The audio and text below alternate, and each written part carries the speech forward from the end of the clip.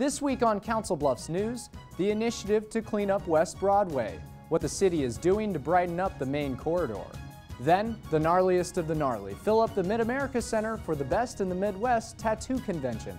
Plus, this pooch may end up on your doorstep on Valentine's Day.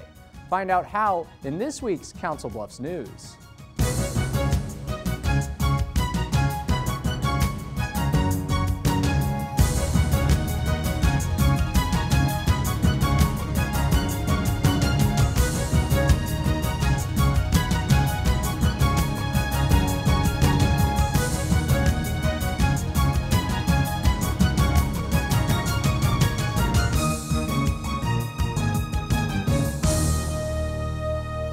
Hello and welcome to this week's Council Bluffs News. I'm James Lathrop.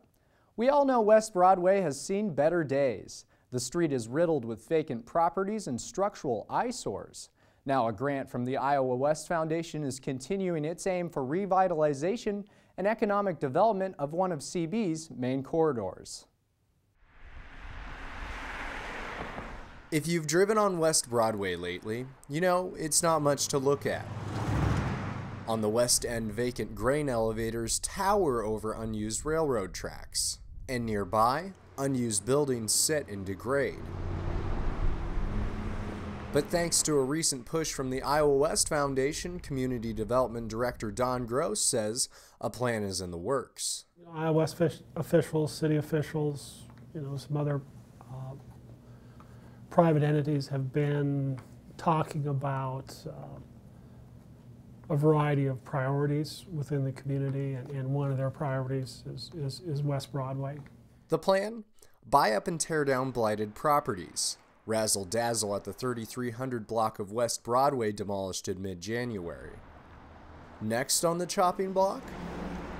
The city has acquired the Bungie grain elevators. They've stood vacant for almost 3 years. In April of 2012, the city purchased the property from Bungie for $3.9 million. Now, it's slated for demolition. That will probably be occurring late spring through the summer. But tearing down these structures is just one component. There are a lot of brownfield sites, or sites that have environmental contamination. Because of the industrial nature of the property, it will need to be tested and removed of contaminants. And the third phase would be to go in and regrade the site. Some of the sites have concrete slabs, driveways. And as for the railroad tracks 1 block south of Broadway, the city has called for them to be removed. But beyond that, are we going to build a street there? We have the potential to build a trail there. The decision is one of a handful that hasn't been made yet. Gross says there are plenty of options for that land use. I mean, should that be commercial development? Should it be residential? Or should it be some sort of office, employment type of use? All part of a long-term improvement of West Broadway. As I mentioned before, this is an ongoing renovation of the west end of Council Bluffs. A number of years ago, pillars welcoming travelers to Broadway helped make a statement. And of course, the beautiful brickwork along both sides of the street has certainly made a difference. Quarterly grants funded by the Iowa West Foundation continue to make this project possible. Thomas Jefferson High School alumni, teachers, students, parents, and members of the public attending a special event Thursday, February 7th in celebration of the unveiling of a new sculpture of the school's presidential namesake. It's a night for all connected to Thomas Jefferson High School, past and present. Thank you so much for coming tonight. We are so excited about culminating a 4-year journey. The journey? Getting this statue from the mind of one teacher to this foyer near the school's north entrance. It began nearly 5 years ago when I was part of what was called the Climate Committee. Jane Howard, an English teacher, 31 years at the school, came up with the idea of a statue to cap off an $18.1 million renovation project. Somewhat sheepishly, I went to Judy's office after school and asked her what she thought about getting a full-size sculpture of Thomas Jefferson. Amazingly, she looked right at me and said, "Anything is possible if you set your mind to it." The next day, a committee is formed to start collecting money for the project. Howard calls these people her angels. I could give you numerous examples of how all the things that these gentlemen did to help our project, but you didn't bring your overnight gear, so. Charlie Clausen is one of those angels. I was very fortunate to pick a few people that were absolutely more than gracious in their donation. One was my employer, Bill Cutler. Cutler donated and delivered the 3,000-pound granite base for the statue. That was a tremendous expense, and I'm very proud to say I work for a man that generous.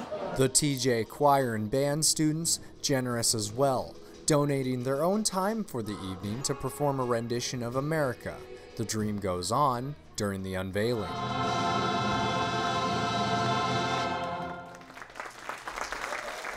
The statue's delivery and the programs for the evening's event donated as well. School principal Lisa Dale eternally grateful for it all.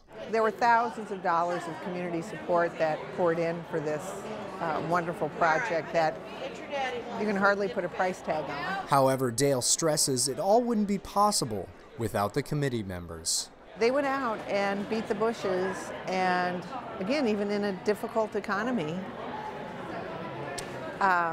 we're able to solicit the kind of donations that we need to raise $81,000. That's a price worth paying when it comes to such a prolific symbol of integrity. There's an extremely wide and dedicated community here that not only attended Thomas Jefferson High School, but their kids and their kids' kids and their kids' kids' kids attend Thomas Jefferson. And so there's this tremendous pride. At night, the statue will be lit so passerbys on West Broadway will be able to see the 7-foot-tall statue of the Founding Father. Over the weekend, the Mid-America Center filled with the sound of buzzing, and believe me, it was not a beekeeping expo. It's the sound of 200 tattoo artists putting ink to skin at the Best in the Midwest Tattoo Convention. It's the perfect place for getting a tattoo from your favorite artist. It's a decision you'll need to be okay with for the rest of your life. So why not choose from 200 different artists? Better yet, one you know. Brian Hoke is having Paulie from Dr. Jack's do his tattoo. As a friend of the boss, my boss, he did all his. A couple of the other guys that worked, he did all theirs. Real good artist. Brian is just one of hundreds getting inked at the Best in the Midwest Tattoo Convention. He says he doesn't mind being on display while he gets it done. You know, everybody gets to see it done, and everybody gets to see him do his work, so extra bonus there. Despite the name, tattoo artists actually come from all over the U.S. for the show. Joe Tattoo is here with his wife from Philadelphia. We do about 2 conventions a month, so we do it. We love to travel. We love to travel together. We love to meet new people. He says the conventions are a great way for tattooers to gain publicity. Most people do. That's what they do it for. They do it for exposure, you know, magazine publications, and just for the love of traveling and tattooing. For some customers, the highlight of the convention is having their favorite tattoo artist closer to home. People that want to get tattooed by one of our artists, you know, out here in this part of the country, it's convenient for them. So they'll meet up with us at the convention so they don't have to travel all the way down to Texas. Rebel Muse Tattoo of Dallas, Texas, all booked up. Ellen Elsie says most people book ahead. Everyone here at our shop has been really busy. They're all booked up all 3 days. They already had appointments ahead of time, so they're working really hard to get everything done. So. If you weren't able to get a tattoo at the convention, plenty of parlors right here in the metro. According to a study from the American Academy of Dermatology in 2006, roughly 1 in 4 people between the ages of 18 and 50 have at least one tattoo. Now a look at news around the Bluffs brought to you by Ed's Flagpole Company. The second legislative coffee of the year taking place Saturday, February 9th. One of the subjects on the table includes wage theft, a statewide epidemic affecting low-wage workers. IWTV student Nathan Connolly has more. Conversation and a cup of coffee.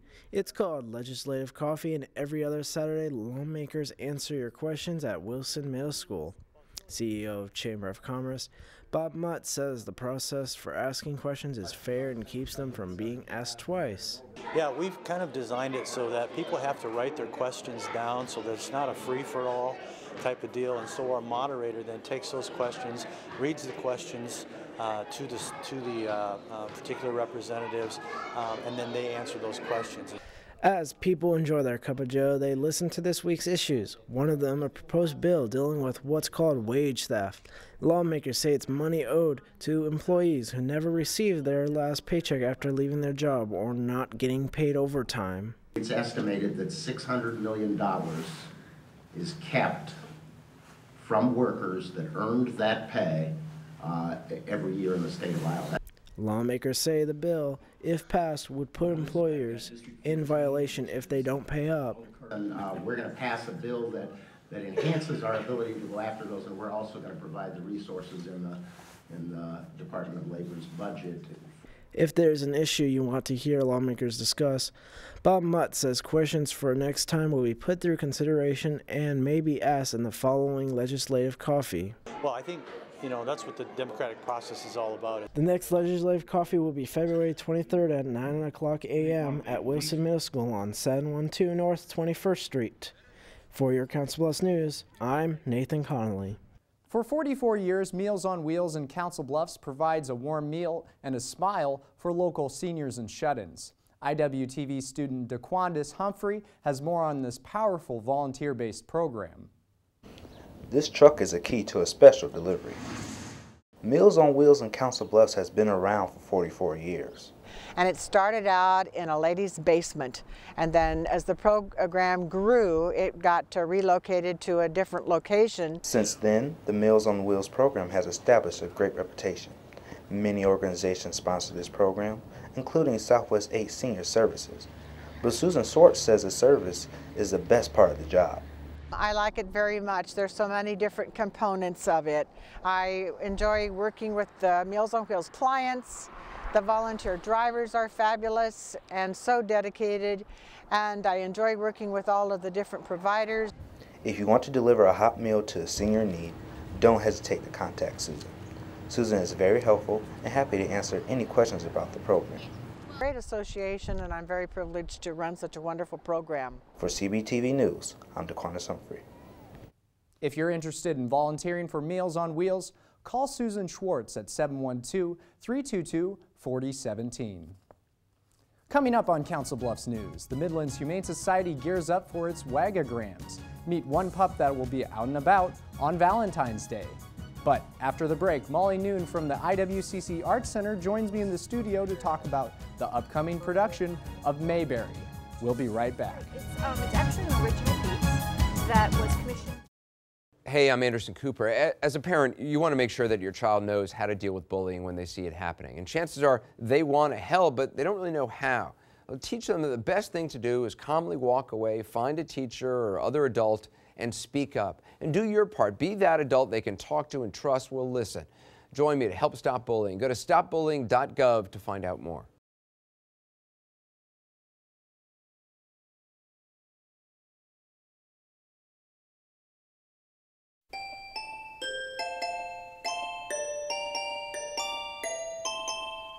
The smallest moments can have the biggest impact on a child's life. Take time to be a dad today. Learn more at fatherhood.gov. Hello and welcome back to Council Bluffs News. I'm James Lathrop. Joining me in the studio today is Molly Noon from the IWCC Arts Center. She's here to talk about Mayberry, the next production at the Arts Center. What's Mayberry all about? I've heard of it. I don't know too much. Right. It's actually an original piece that was commissioned by Hancher Auditorium in Iowa City. And it's Working Group Theater is the actual theater company that's performing it. And the piece was commissioned to deal with a recent influx of mostly urban migration into Iowa City in the last few years. And so the play talks about Iowa communities in transition. So how the face of Iowa communities might be changing, how different people are coming into Iowa, and how in a very enlightened way we approach the challenges and the opportunities that these new faces bring with them. Okay. So they're from Iowa City, so how, is there some local acts in that as well? It's all working group theater, so they're all professional actors from Iowa City. Okay. They house their company there in Iowa City, and the playwright is a award-winning playwright. he did this original piece, and he'll be coming with them as they come to Iowa Western. Okay. And there's also some other events as well. On Monday, there is a playwriting workshop. Tell me about that. Yes, Sean Christopher Lewis is the playwright, and he will be teaching a free workshop to anyone who's interested, all different levels of writing ability, and he will teach kind of the process that he uses in writing a play. And it will take place at the center down on Main Street at 3 o'clock on Monday, the 18th. Okay, and there's also a panel discussion happening in Iowa Western the following day. Tell me about that. Yeah, we have some community leaders coming for that panel discussion.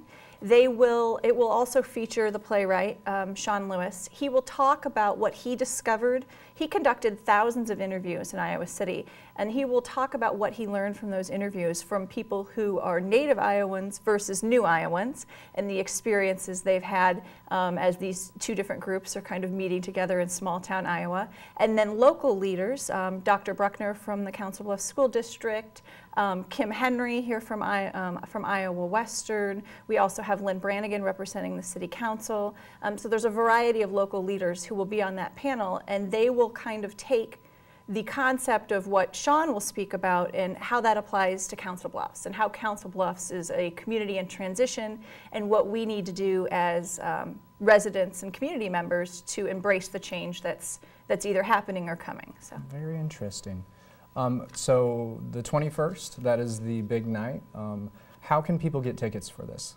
Sure, the main play of Mayberry will take place on the 21st, and they just need to either go to our website, which is www.artcenter.iwcc.edu, or they can call the box office, which is 712-388-7140.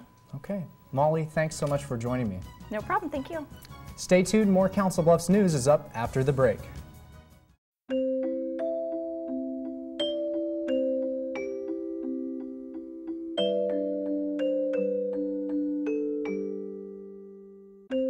Lead paint poisoning affects 1 million children today. If you're pregnant or have young children and your home was built before 1978, you could be at risk. Learn how to protect your family. To find your home's danger zones, the health effects, or just to find help, log on to leadfreekids.org.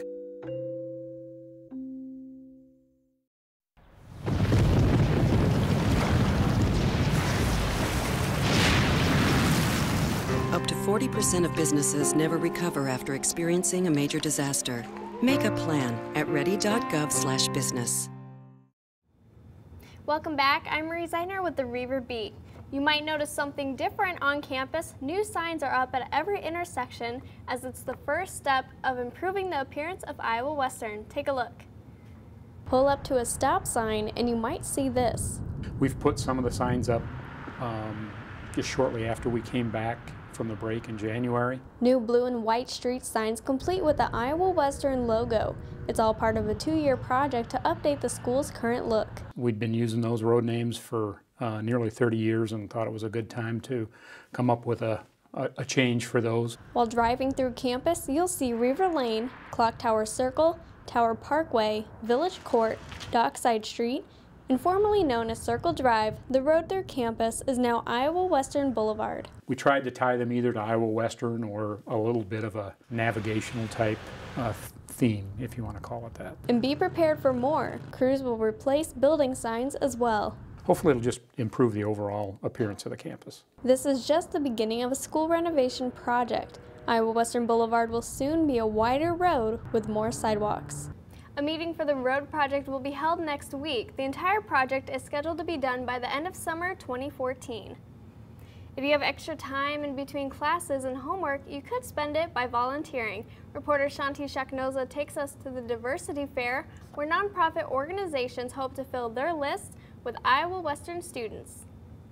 I will tell you a little bit about what we do. These organizations need your help.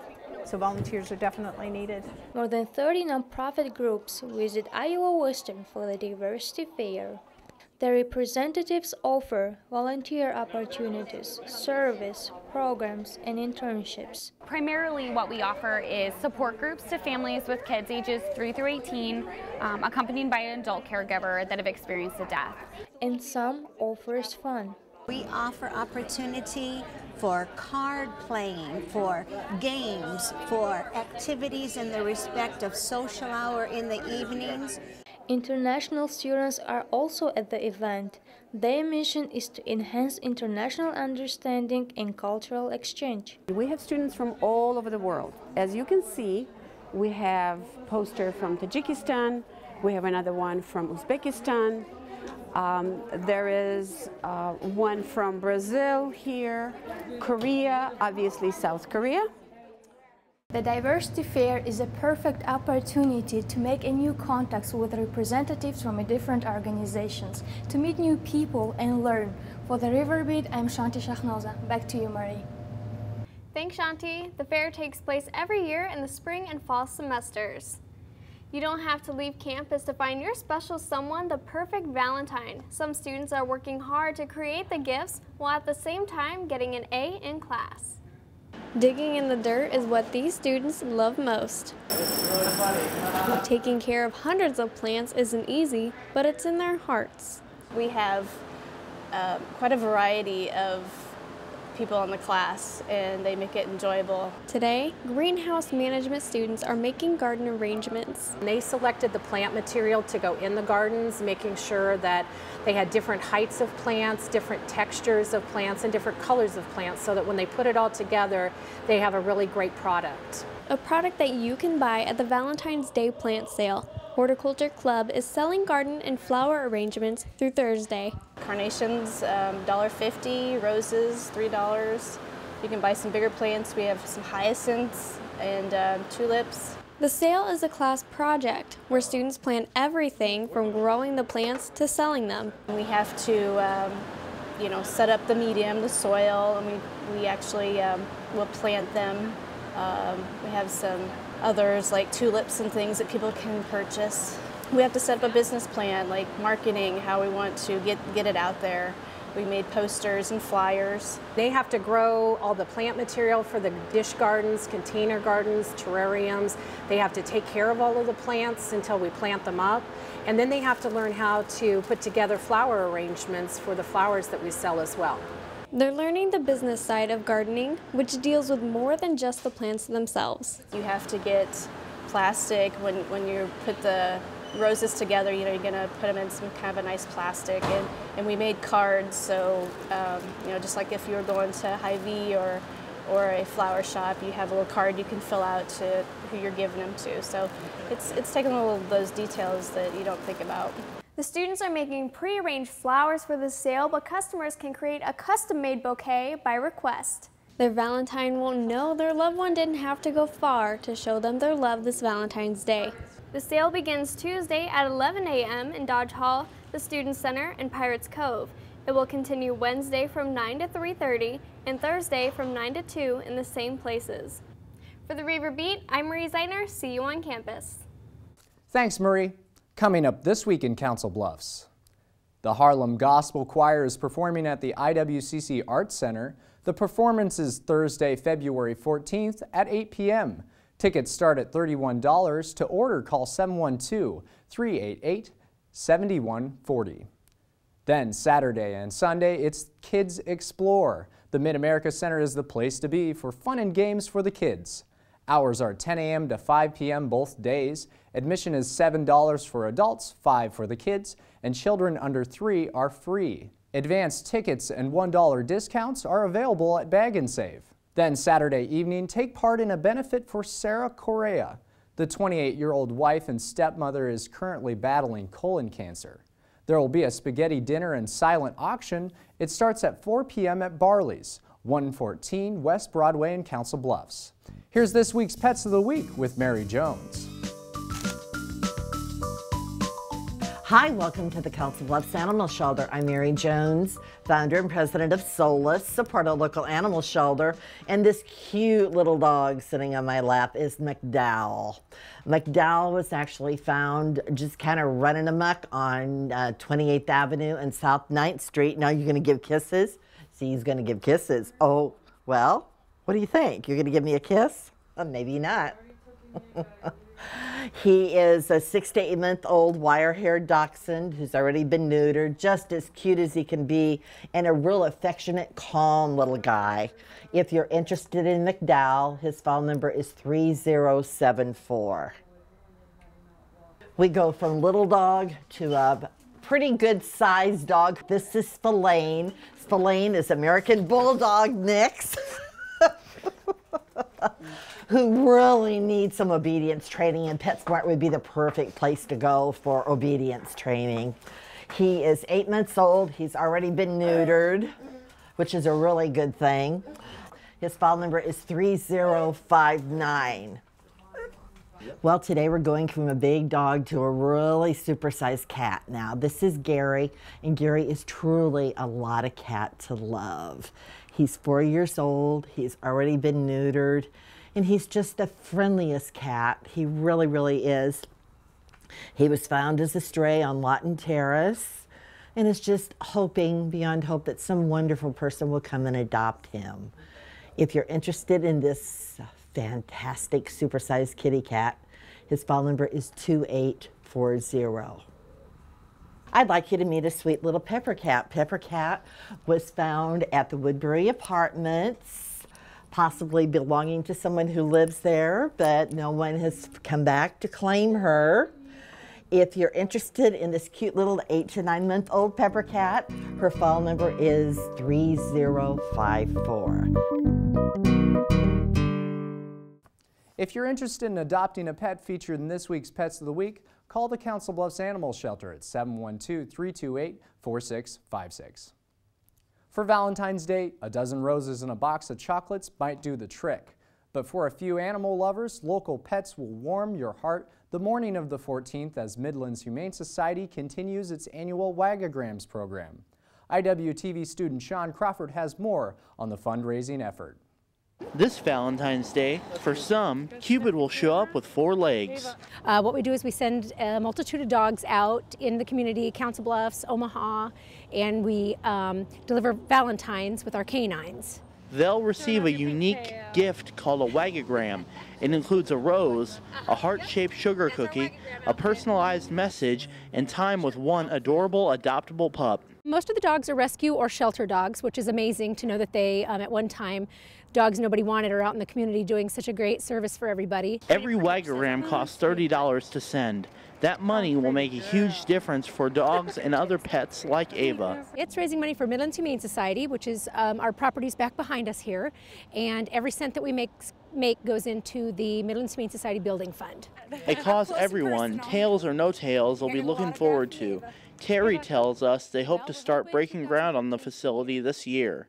We're actually in the building design stages now, so we're really moving forward on this project. Unfortunately, the Wagograms are sold out, but if you want to show some love for the Midlands Humane Society Fund, you can donate by going to www.midlandshumanesociety.org. For Council Bluffs News, I'm Sean Crawford. Thanks for watching this week's Council Bluffs News. If you have any questions, comments, or story ideas, you can email us at cbtv@iwcc.edu, call us at 712-325-3312, or send us a message on Facebook. You can find us at facebook.com/CBTV17. For your Council Bluffs News, I'm James Lathrop. See you next week.